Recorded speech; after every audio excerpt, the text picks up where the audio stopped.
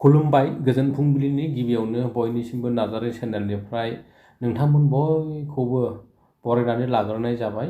लोगोसेनो दिनै 1 जानुवारि 2024 मायथाइनि गोदान बोसोरनि मुङाव आंनि नार्जारी चेनेलनिफ्राय आंनि चेनेलखौ नायगिरि गेदेर उन्दै बयनिसिमबो गोसो गोरबोनिफ्राय गोदान बोसोरनि मुङाव खुलुमनाय जासिहरग्रोनाय जाबाय। आसा खालामो बयबो आफा इसोरनि अननायाव मोजाङैनो दङ। आंबो आफा इसोरनि अननायाव मोजाङैनो दङ। दिनै नोंथांमोननि थाखाय गोदान मोनसे भिडिअ लानानै फैबावबाय। अननानै जोंनो भिडिअखौ जोबजासे नायलाङो खावलायनाय जाबाय। आरो चेनेलाव गोदानब्ला चेनेलखौ साबस्क्राइब खालामनानै लानो आरो नोंथांनि लोगोफोरनोबो शेयार खालामनानै होनो खावलायनाय जाबाय। जेन' नोंथांमोननि हेफाजाब मोननानै आङो सानफ्रोमबो नोंथांमोननि थाखाय आपडेट भिडिअफोरखौ लानानै फैनो हानाय बादि। दानिया फैदो दिनैनि आपडेट खौराङाव।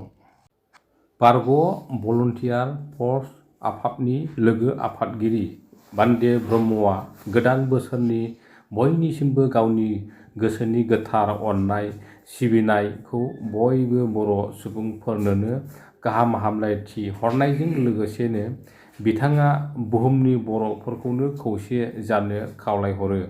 लोगोसेनो जिखिजाया राजनिति हान्जायाव थानानै गावजों गाव बखिलायनाय आरो मेगन मोहेरलायनायनिफ्राय गावखौ गोजानाव थानो खावलायहरनायजों लोगोसेनो बारग' भलन्टियार फर्सनि मावथि फारिया बिथांमोनखौबो जेन' ससियेल मिडियाफ्राव नुजानानै जेबो गाज्रि बाथ्रा बुंहरा बेखौ लानानै बान्दे ब्रह्म बिथाङा बर'फोरनि मोजांनि थाखाय गोबां बाथ्राफोर बुंथियो।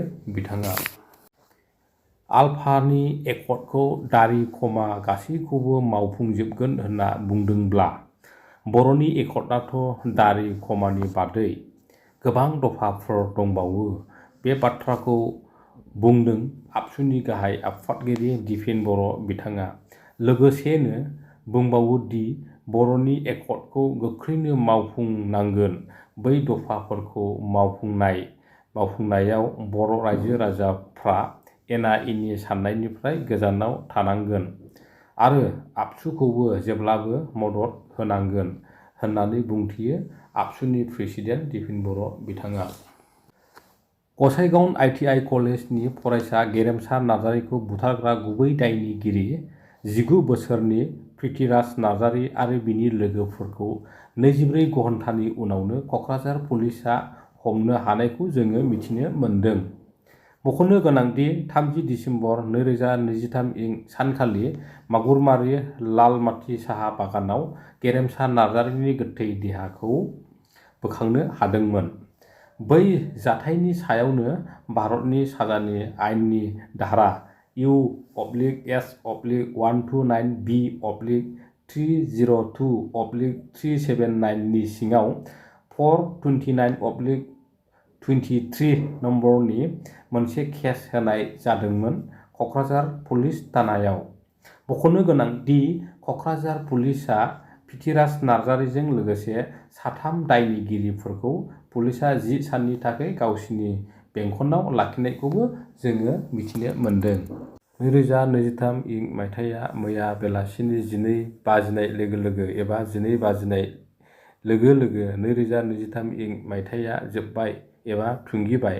बे बाथ्राखौ जों बयबो सुबुंफ्रानो मिथिनो हायो। आरो गोदान बोसोर 2024 मायथाइखौ लोब्बा लाखिनानै रायजोनि खना खनला जिखुनु जायगाफ्रावनो लावखार ओंखाम जानो गोसो जानाय सुबुंफोरनि थाखाय आसाम सरकारा एबा आसाम पुलिसआ गोबां आखायाव लानायखौबो जोङो मिथिनो मोन्दों। जुदि नोंथाङा गोदान बोसोरनि मुङाव लोंनानै बाइक नङाब्ला जिखुनु गारि साखा खबब्रै जिखुनु गारिफोरखौ सालायनानै पुलिसजों हमजायोब्ला नोंथांनि ड्राइभिं लाइसेन्सआ दानजानो हागौ। बेनिखायनो नोंथाङाबो बिदि सानदोंब्ला जानांनो हागौ पुलिसनि जेयाव नांनो हागौ।